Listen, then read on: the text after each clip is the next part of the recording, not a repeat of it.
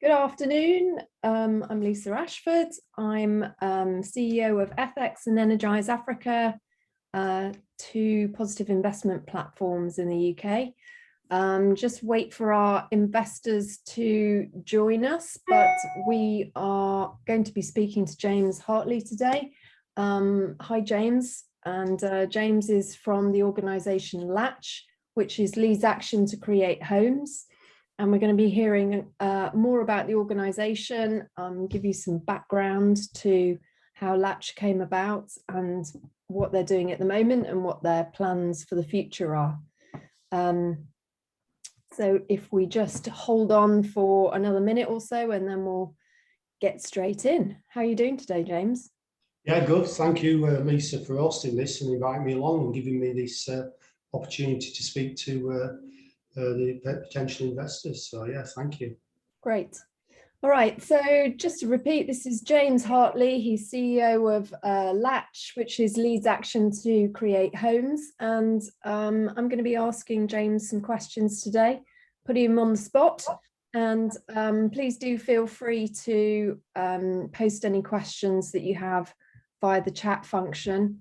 And I will feed those into the conversation, or we'll do a Q&A at the end. And just to say, this isn't a financial promotion. We can't give any specific advice relating to anyone's personal financial circumstances. Let's get started. So welcome, James, again. Can you tell us a little bit, when did you first get involved in LATCH, or were you in fact the actual founder? And what's the history of the organisation? Yeah, I was surprised to discover I've been with LATCH 24 years. I didn't know it was quite as long as that. So yeah, my time with LATCH has been pretty fantastic, really. And before LATCH, one of the things that attracted me to LATCH, and I describe my job at LATCH as my dream job because it blended two elements of my former life, which I was involved in construction from the age of 7. My dad had his own construction business, so I was always involved in that. Initially trained as a bricklayer and worked in construction. And then when I got to work for LATCH when I was in my 30s, it was a combination of the building element and helping people change their lives that really fused my enthusiasm. And that together has motivated me to work for LATCH and have the impact that we've had. And over those period of time, we'd had massive impact on people's lives. LATCH's story is quite interesting as well. And LATCH was formed by some students in around 1993. And their issue, the very core issue that they identified, remains a core issue today, which is you have large numbers of homeless people and large numbers of empty properties. I think the statistics at current are that within Leeds at the moment, there's over 4,000 long-term empty properties. And at the same time, there's over 5,000 people who have the priority A housing status with Leeds City Council. And at LATCH, our ethos is that that's just a crazy situation, and we want to address that in the best way we can, which is to bring money to bear on those empty properties, work on those properties and provide homes to homeless people. And LATCH did that from 93 and still does that. We do it better, we do more of it, we do it in very different ways with different challenges in the modern time. But yeah, that's the core as what we've always done. Is a real impactful thing in the communities in which we're based. So has the organisation always been a community benefit society? It was a housing cooperative in its early years. These stories are in the midst of time, and there's myth and legends and how it was formed, and all the stuff used to come from skips and things like that. I don't know quite how true that was. It was a bit before my time. So it was a very community grounded. The people who were working on the homes would live in the homes, and then slowly it evolved from that. It was a workers' collective, and then it became an industrial and provident society. And slowly over time, as you've grown, you've developed a more professional organisation. Currently, we've got like 24 staff. You've got 3 teams. You've got fairly traditional staffing hierarchy and arrangements. But back in the day, it was a little bit more chaotic and a little bit more fluid than it is now, but was the roots and origins of where we are today. So we're still in contact with some of the original founders of that, and they remain proud of what we've done as we are of what they started. So in terms of the number of properties that you have renovated, and you would you say that you manage them now? Is that right? Yeah, we own and manage them. So in terms of numbers, ironically, it changes almost every day because we're constantly looking for properties, constantly buying, constantly developing when funds allow it. And obviously the share issue is a big part of the future of that.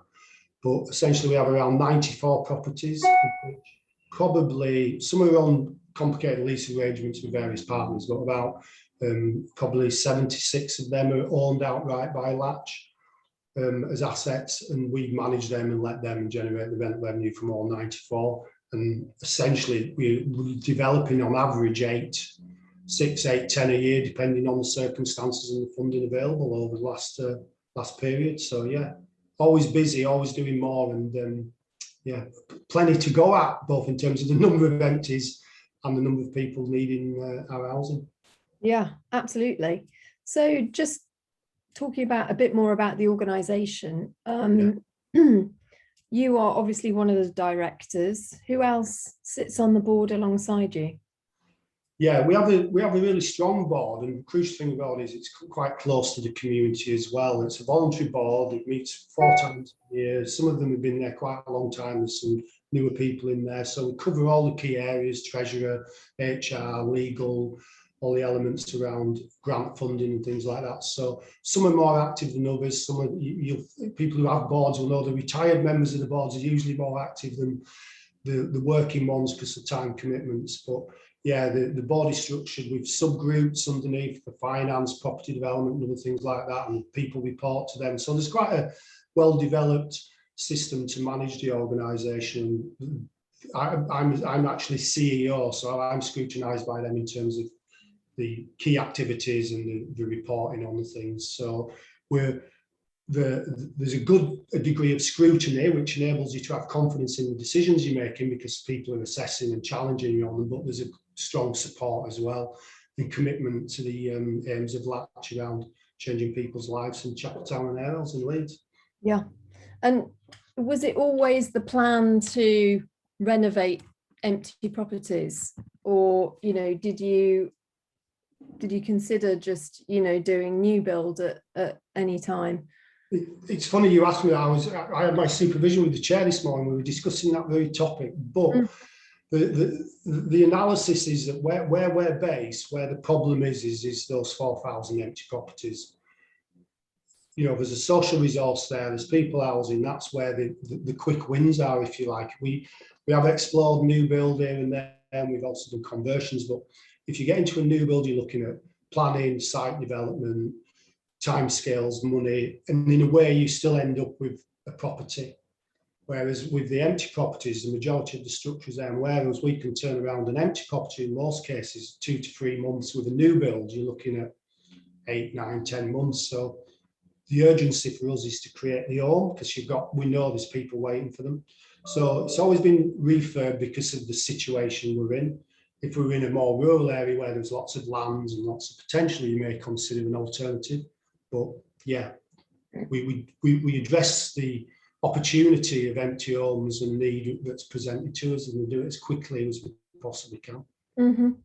And in terms of those opportunities of the empty properties, how do you decide which ones to go for? Because presumably, and correct me if I'm wrong, there are some properties which might be less suitable from a sort of wider community point of view. I don't know, perhaps you want people to be in stronger communities, or obviously there probably is price differential depending on which parts of Leeds that you're looking at. So how do you go about deciding which properties are most suitable?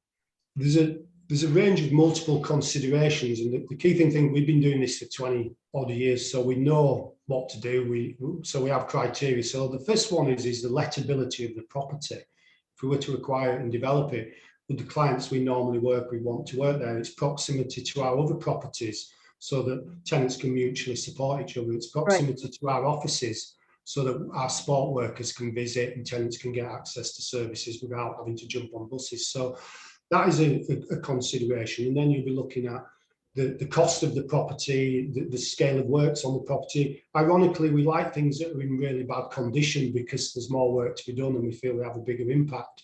So there'll be considerations of that, and it will be also elements of what are we working on at the moment, what sort of scale of job can we take on, and then price of property and the price of the works as well. So you're looking at it from multiple angles, but ultimately the property and the work on the property is a means to an end of helping people, and people are the core of what we do. So it has to work for the people who are going to live in our properties. So it needs to be in a stable community, a place where they want to live, where there's shops and facilities and bus travel around, so they can fully integrate and address the issues that made them homeless. So that's where you start, and then you have your more technical criteria around money, works, and scale and stuff like that. And part of your model is for people to actually sort of get on the job training to actually work with you to refurbish and recondition these properties. How do you find those people? Are they always your tenants, or are they different people? How does it work? Yeah, sometimes it's tenants, but not always tenants. We don't make that exclusive. The training and employment support element of work that we've done is focused on people who are unemployed and disadvantaged. So that will be the criteria of the group. And every project will seek to facilitate the participation of trainees on our projects. And in some ways, when I've been here long enough to almost look back and go, what are the achievements? What are the greatest things? And there's homes and there's people, but the training and employment strand also gives me a lot of pride in what we've achieved, because we've had people who have been rough sleeping, who've come to LATCH, they've been housed by LATCH, they've been trained by LATCH, they've been employed by LATCH, we've helped set up as self-employed contractors in some instances, moved them into employment, moved out of LATCH's homes and into others, and it's an integral package that works. It's not always like that, because there's complications in people's real lives, create challenges that can't always overcome immediately, but the training element is a really strong side. And of the what we call the refurb team, at the moment it's made up of 5 people. 3 of those were former trainees that are now employed by LATCH on good salaries, good terms and conditions, and it's a real, they're connected to the culture of LATCH because we brought them on that journey, so they understand what we're about, the ethos, the way we want to work with people, the impacts we want to have, and that's really strong. For others, it's about getting them basic training to be able to get CSC cards, health and safety training, and move on elsewhere. So it is a really strong and important part of what we do. And looking to the future, we're looking to participate in the government's Kickstart scheme, which brings trainees through DWP and puts money and investment into them then. So we're hoping to try and make that work as an opportunity on the current projects coming down the line. So yeah, really important part of the work. Mm-hmm.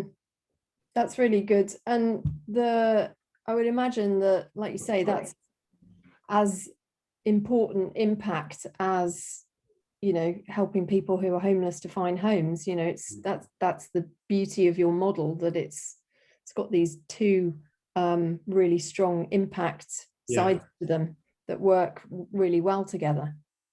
Yeah, I think we sometimes say it's one intervention, which is buying a home and refurbishing it, but it's multiple impacts. So you can count across 4 things. You create a home which benefits the community. One property we worked on had been empty for 8 years in the middle of a street. Half the time it had no roof on, and it's a back-to-back property, so it's got 3 neighbours around it. So this is damaging their properties, it attracts antisocial behaviour. So we think taking your home and changing your home contributes to community. It then creates an home for someone who's homeless, and that gives them a foundation then to begin to change their lives, change their circumstances. The support work comes in, and that addresses some of the issues that led to the support work. And there's the training and employment part, which they can drop onto with LATCH. And then a service that we also provide is what we call our coaching service. That's where tenants can access support around more cultural, spiritual things, so meditation, cycling. One recently, to us it might not sound much, but a 35-year-old man learned to cycle last month with the help of that coach. We bought him a bike. So transformative in those little ways. So it all stacks up on top of each other to create a big, powerful impact in people's lives. Yeah, you know, to have that level of support as well is so important, you know, ongoing support. And how does your model fit in with, you know, Leeds Council and what the council are doing to try and help homeless to find long-term housing? In the history of LATCH, Leeds City Council have been our key strategic partner throughout. We love Leeds City Council in terms of they're one of the most innovative councils working in this sector, and the help they've given us over these years. So at one level, we complement their strategic approaches as much as we possibly can. So we'll work with them in terms of letting the houses to people they need to house, we'll work with their partners and engage with them in a very strong way, because we see that the solutions to homelessness in Leeds are no one can do it alone. So we're fully committed to working with everybody, the council and all the other partners. In terms of the benefits to us, Leeds City Council has supported us. A number of the properties are on 99-year leases with Leeds City Council on peppercorn rents. They fund us through grant funding, and there's also a lot of support around grant funded applications. And it is a really positive, strong relationship, and we think that ourselves and other groups similar to LATCH in Leeds and the council, you know, really on top of the situation and getting really stuck into making a big difference to Leeds and the homeless people and disadvantaged people. Mm-hmm. And how has LATCH funded itself sort of historically? Has it been always through, you know, just mentioned grant funding then that you got from Leeds Council? What has been the mix so far? It's like if you think of development as an activity, development has been funded historically by grant funding and loan funding. That kind of mix changes over the 20-year period. Whereas at the early days, you're probably getting 90, 100% grant. But later, as the asset base develops, you're in a position to secure a mortgage against some of the assets. And that gives you a little bit more freedom to initiate projects. Rather than waiting for grants to come along, you're able to go to partners and say, look, we've got half the money here. Can you put the other half in? So that's development. Development kind of looks after itself. When it comes to the running of the organisation, services, property management, supported housing and coach, rental income that properties generate is used to cover the operational running costs of LATCH, with additional grants brought in to add extra stuff to the service. So it comes in to enhance the support service, it funds the coaching service. So you've got stable, reliable revenues based off the back of the properties, which are rents agreed with Leeds City Council and paid mostly in housing benefit initially when people join us. So you've got kind of nice, solid, sustainable organisation based on the rental income and revenue grants, if you like, and then we go for development, go look for capital through grants, loans, and the share issue is a new feature of that, which we've been really excited about, and really excited about the impact and the popularity it has.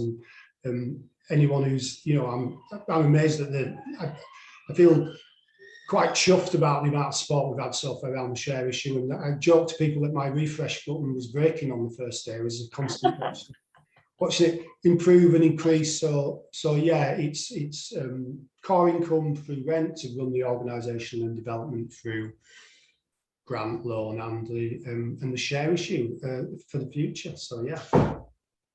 So I know there was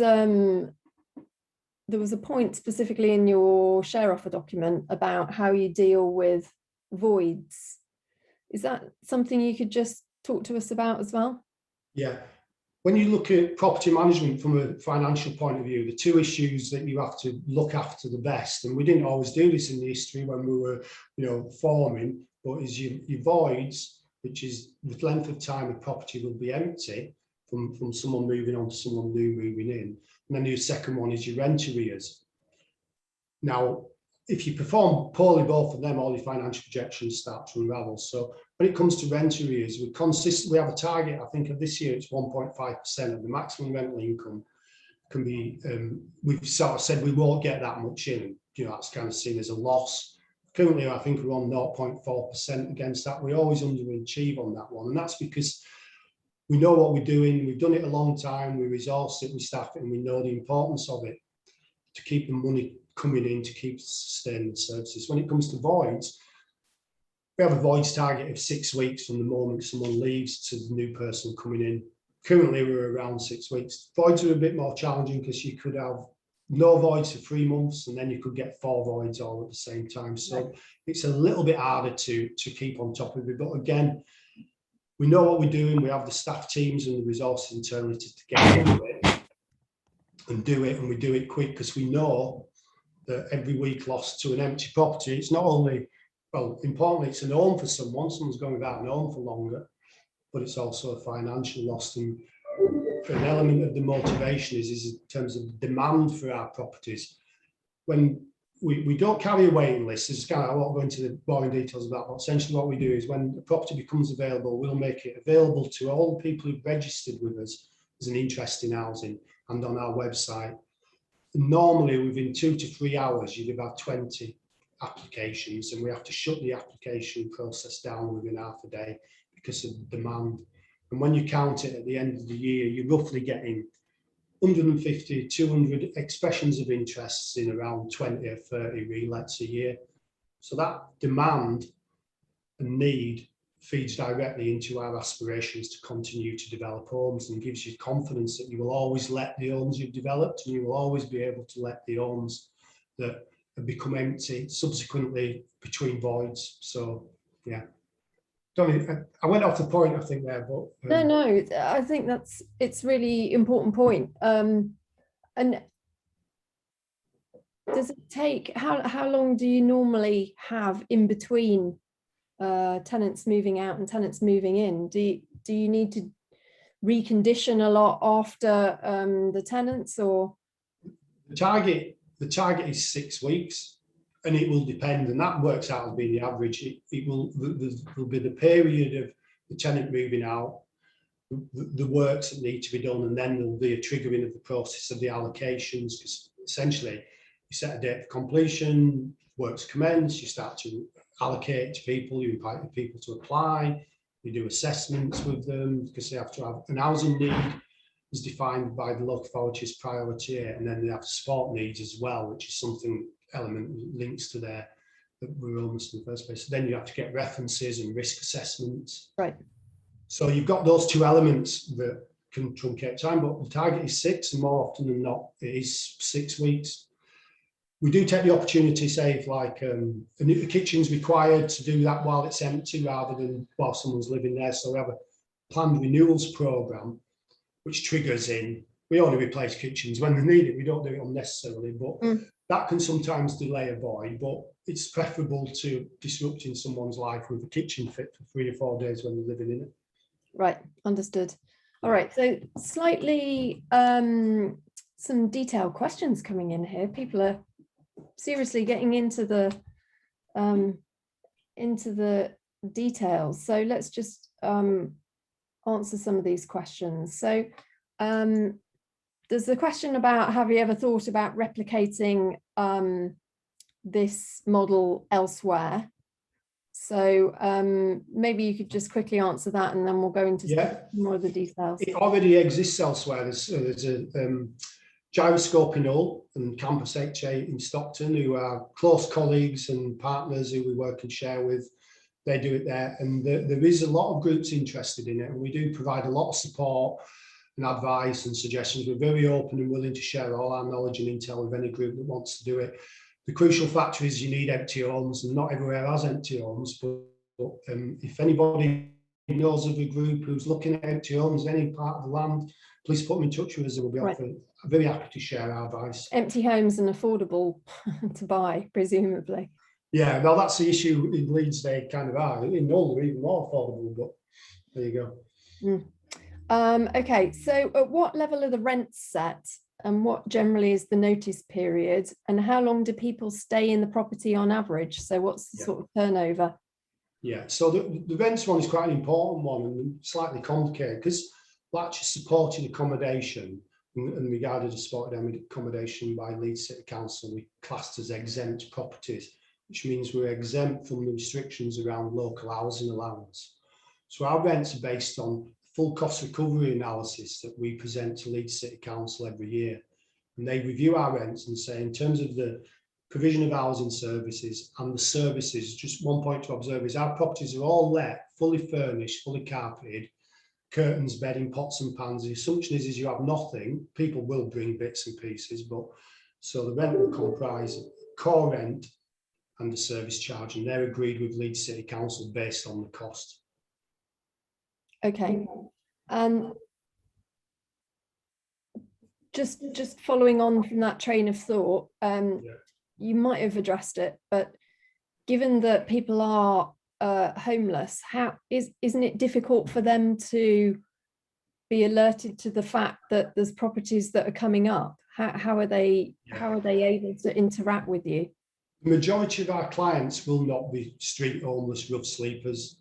It will be people, the priority area is the key criterion that will represent people who are in rough sleepers or people who are making use of hostel services, which is how that client group would find out. It would be people in hostels, it would be people in women's refuges, it would be people in poor conditions housing, overcrowded accommodation, people sofa surfing, people who are under threat of violence or intimidation and harassment in their particular house. So what people do is we invite and encourage people to notify us of their interest, and then our database, when the property becomes available, is sent out to everyone.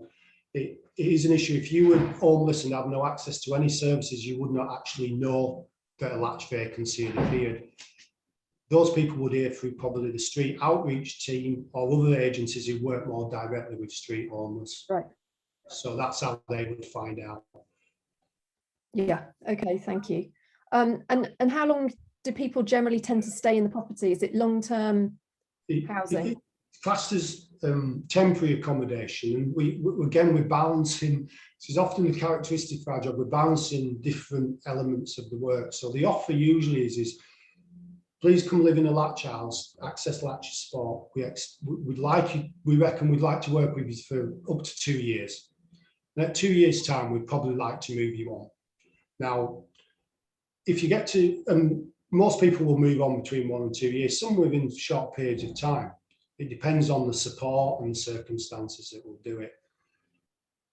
So you get roughly a turnover of a third a year, maybe a bit less. It varies, and this is the voids thing as well, 20 to 30 people a year. That will mean some people stay longer. The approach is, well, if you've joined us with a child of 3 or 4 and you're in your house and the child started school and you built relationships with the community and you're there, we're not going to force you to move. We'll encourage you, and we'll kind of doggedly encourage you to go and find somewhere else. But we don't want to undo all the work that we've done, and we would never, ever evict anyone because it was time to move on.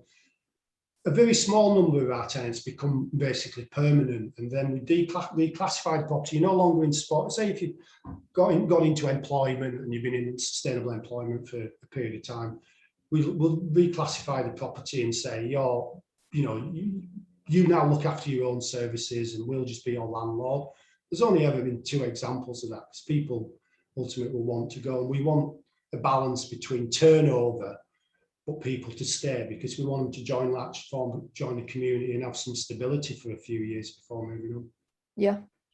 And just on that, do you find that people stay engaged with you over the long term, or after those 2 years, even if they've moved out, do they still tend to Yeah, the people who move out, I think contact is less strong than it could be. We stay with them after they've moved out for a period of time. Every Latch tenant has a dedicated named support worker who will work with them throughout. The support workers have changed sometimes in circumstances, so when they move on, they will still stay in touch. One of our final statements to people is something along the lines of, we say it to staff as well, is you've been part of Latch, you're part of Latch, you'll always be part of Latch. If you ever need Latch, come back and we'll help you. Right. And then it's up to them, their circumstances will change and move on. People who are with us, generally people classified high, medium or low support need. And you'll usually be high at the beginning, middle, obviously, as you can imagine the sequence. But what really happens is people's support needs go up and down as circumstances change, because people we work with many of them very often suffer difficult and challenging experiences, and it isn't as a norm, as someone who's kind and caring to you, happy ever after. Difficult circumstances, disadvantage and adversity make people struggle to cope with life, for the long term. So support bends and flexes in accordance with the needs as they're changed. Yeah. And that's how we do it, because we work with real people. Yeah, understood. Just changing the topic slightly. It's a question regarding your energy efficiency retrofits. And specifically, you've done some really progressive energy efficiency retrofits in the past. Are you seeing funding opportunities coming up for this again to address fuel poverty, etc.? The fuel efficiency thing has been, in all honesty, has ebbed and flowed within LATCH a bit. We have innovated at different times, and we are restricted by money, basically, and the issue with how to deal with some of the types of properties that we do.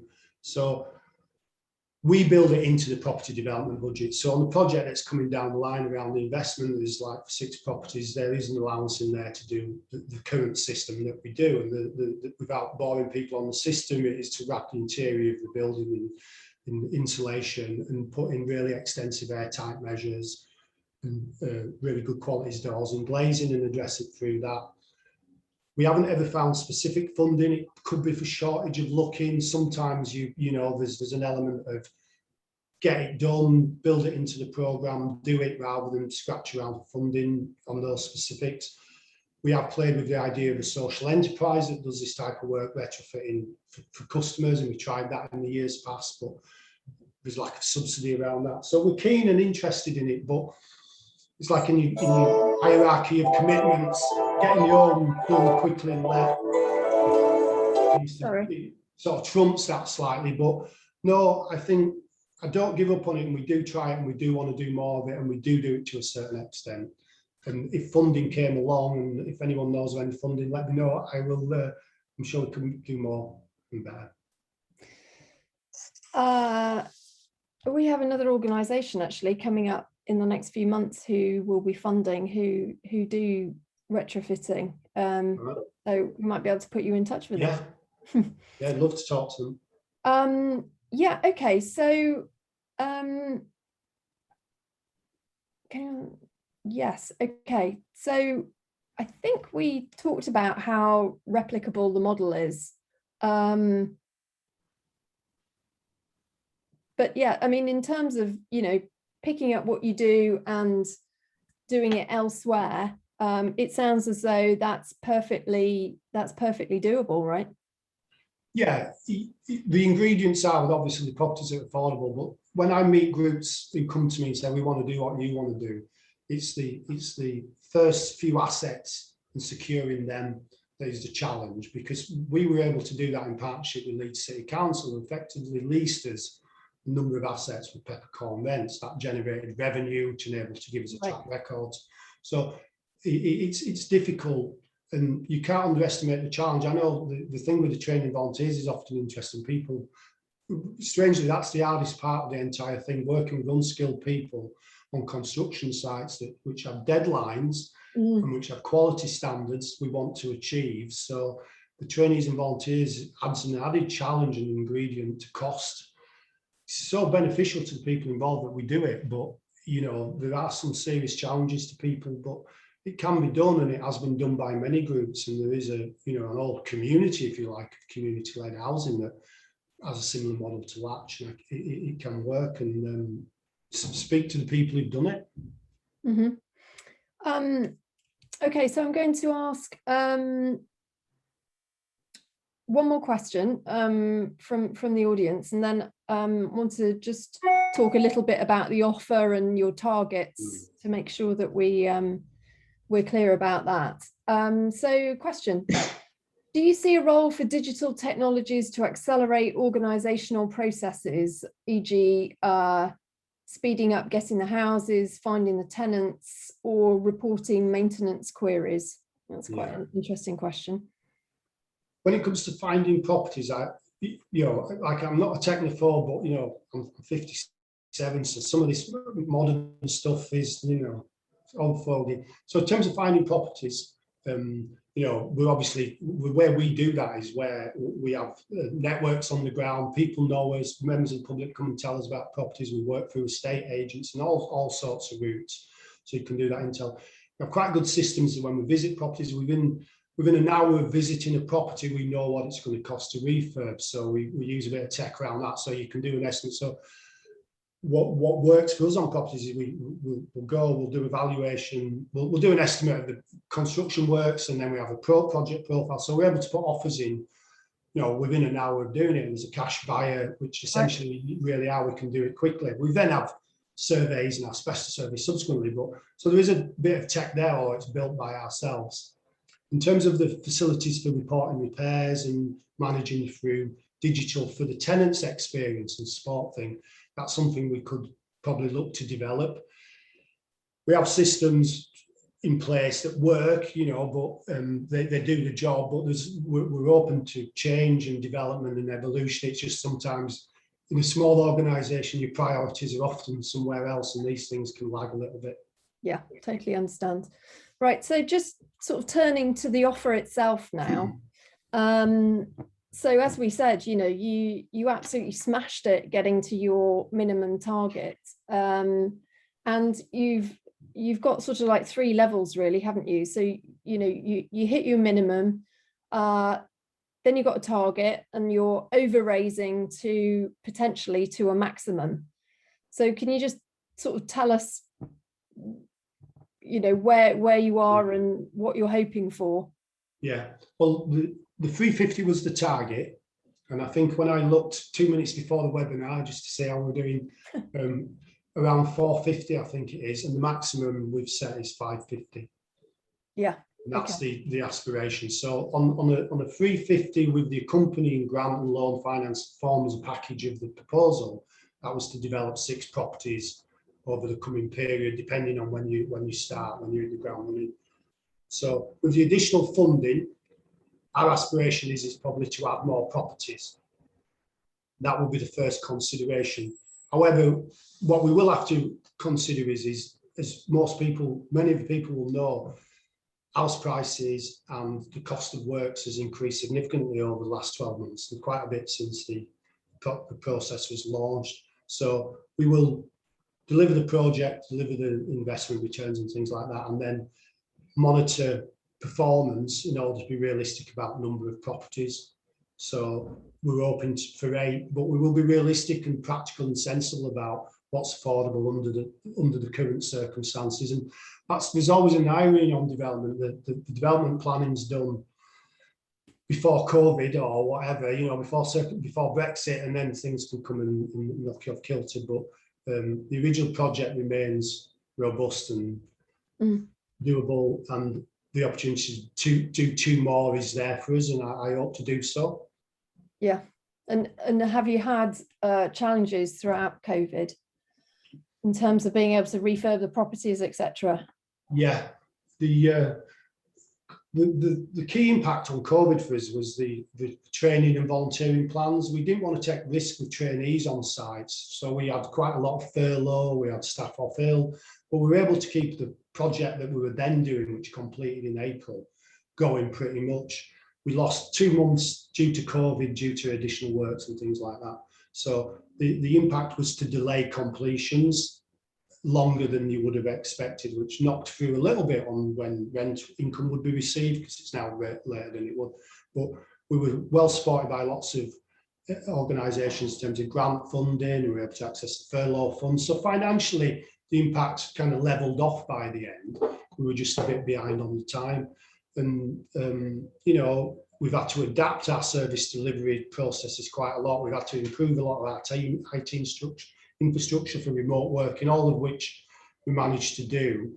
And we're now looking about moving back to more normal working, which is, more visiting tenants, taking tenants out, repairs and maintenance systems back up and running as normal. So yeah, I think we adapted really well as a small organisation that, like most of us, have no clue what was coming. Yeah, exactly. And what about your hopes for the future for LATCH? Where do you see the organisation going in the next few years? I'm at LATCH, and what moves me about LATCH, and you lost sometimes in the technical, the money, the properties, things like that, is it's the people, and the people I've known, and I've known so many people at LATCH who have achieved so much through LATCH, and that is a source of pride. And what I want LATCH to do is to do that. I want to change people's lives. I want to have a positive impact on people's lives, and that's the reason we're all here. That's what we do, and we do that by developing homes, creating homes, changing people's lives, and providing support. And what the future will be, as it stands, more properties, more impact, more change. I sometimes self-critique that we should do something new and innovative, like cake baking, open a shop or whatever, but I go, no, just do what we do. It's good enough, it works, and it has impact in the areas that we want to. So, you know, the energy efficiency is a route that connects quite well with social enterprise around that as well. The things that are in the pipeline, but to me, it's the core of the business that's kept us going, that delivers, and let's keep doing that. Great. And then just, you know, for people listening, so the organisation's offering a target of 4% return on monies invested. Yeah. And the offer's due to run for a little bit longer. Yeah. And you're pushing to reach that, you know, maximum target so that you can do everything that you want to do. Yeah.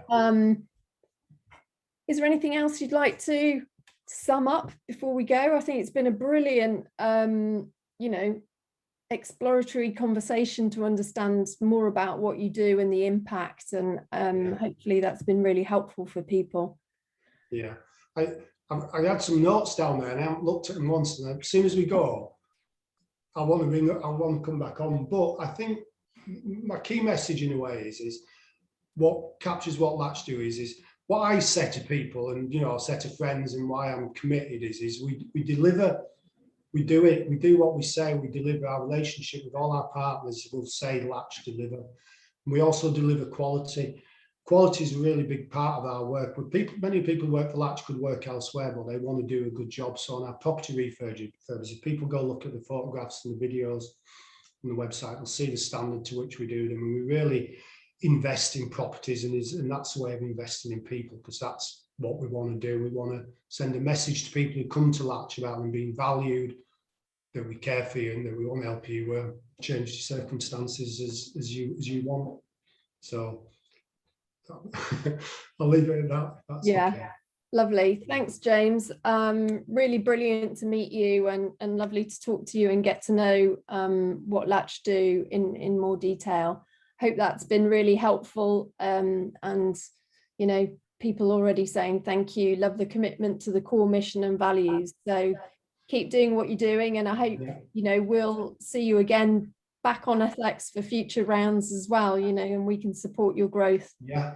So thanks a lot, James. Yeah, thank you. Take care, Lisa. And bye. Thank you for listening.